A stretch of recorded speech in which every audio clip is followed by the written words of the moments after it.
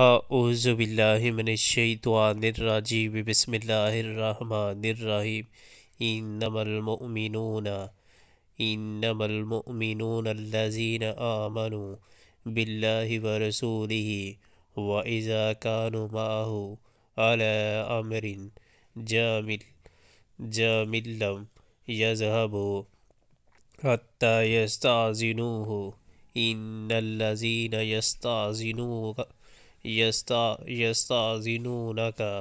أولئك الذين يؤمنون بالله ورسوله فإذا استأذنوك لبعض شأنهم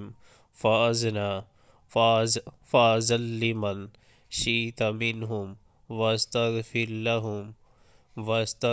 لهم الله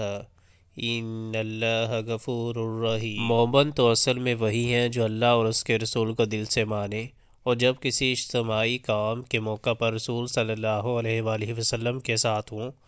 تو اس سے اجازت لیے بغیر نہ جائیں۔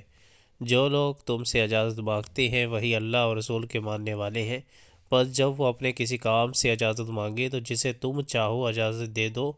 دے دیا کرو، اور ایسے لوگوں کے حق میں اللہ سے دعائے مغفرت کیا کرو۔ اللہ یقیناً غفور و رحیم ہے۔